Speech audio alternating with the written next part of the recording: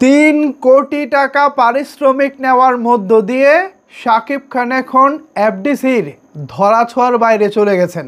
একটা সময় ছিল এফডিসি ঘরানার মানুষ শাকিব খানের আশেপাশে থাকতেন, শাকিব খানকে ওই এফডিসি ঘরানার বুদ্ধি দিয়েই তাকে নানা রকমের পরামর্শ দিতেন।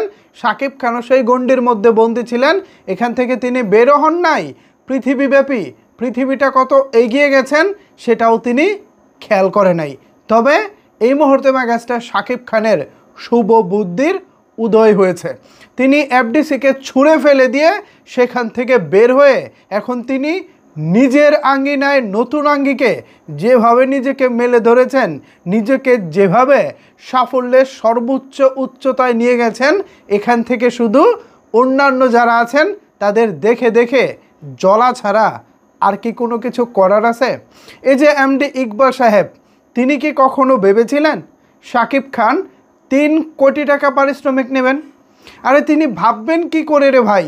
তার পরামর্শে যেখানে বীর সিনেমার বাজেট হয়, টোটাল সিনেমার বাজেট হয় 72 লাখ টাকা, যেখানে এমডি ইকবাল প্রযোজিত শুটার সিনেমার বাজেট হয় মাত্র 1,15,00,000 টাকা।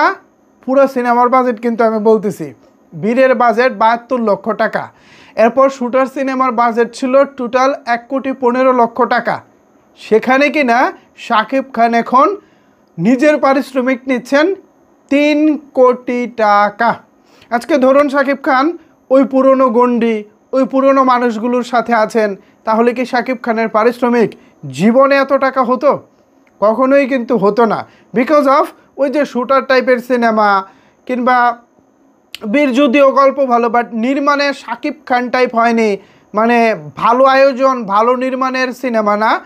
গল্প ভালো ছিল, কাজী হাতের চেষ্টা খারাপ ছিল না। 72 লাখ টাকায় ভাই বেচার আর কী বা করবে? তাকে তো আর দোষ দিয়ে লাভ নাই যে 72 লাখ টাকার সিনেমা, 1,15,00,000 টাকার সিনেমার মধ্যে শাকিব খানকে ওই বন্দি থাকতে হতো। এবং দিন শেষে এই ইকবাল সাহেবরা বলতেন সিনেমার বাজেটই তো 1,15,00,000, তোমাকে আর কী দিব বা আপনাকে আর কী দিব বলেন? আসলেই তো কথা ঠিক। সিনেমার বাজেট যেখানে 1,20,00,000, 15 লাখ বা 72 লাখ টাকা মাত্র, সেখানে শাকিব খানকে আর 50 লাখ কিংবা 1 কোটি চাইতে পারতেন আগে? কখনোই চাইতে পারতেন না। অথচ দেখুন পুরনো ধ্যান ধারণা থেকে বেরিয়ে নতুন আঙ্গিকে মেগাস্টার শাকিব খান যখন নিজেকে ওয়ার্ল্ড ওয়াইড তুলে ধরতেছেন, ঠিক সেই সময় শাকিব খানের সিনেমার বাজেটগুলো হুর হুর করে বাড়তেছে। আর এইটাই তো আমরা চেয়েছিলাম, শাকিব খান সবার সাথে কাজ করবেন। পৃথিবীর সিনেমা ইন্ডাস্ট্রি যেভাবে 2025 সালে এসে অনেক দূর এগিয়েছে, শাকিব খানও ঠিক সেভাবেই অনেক দূর এগিয়ে যাবেন। কিন্তু ওই যে আগে যারা আশেপাশে ছিলেন, ভালো কোনো পরামর্শ তো তিনি পেতেনই না, বস্তা বস্তা সিনেমাগুলো তাকে করতে হতো। আর ভক্তদের কাছে তো ক্ষোভের শিকার এবং হেটার যারা আছে তারা তো ট্রলের বন্যা বইয়ে দিত। অথচ দেখেন হেটার্সটা এখন শাকিব ফ্যান হয়ে গেছে, আর শাকিব খানের ভক্তরা এখন মাঝে মধ্যে শাকিব ভাইয়ের যদি কোনো কিছু ভুল হয় নিজেরাই ধরতেছে, ভাই এটা ভালো হচ্ছে না, এটা এভাবে না ওইভাবে করেন। মনে আছে না আপনাদের, যখন তাণ্ডব সিনেমার শুটিং রাজশাহীতে চলছিল, তখন শাকিব ভাইয়েরই ভক্তদের এক পক্ষ বলতেছিল যে না, রাজশাহীতে যেভাবে শুটিং হচ্ছে মনে হচ্ছে না তাণ্ডব আহামরি কিছু হবে, মনে হচ্ছে সস্তা কিছু হচ্ছে।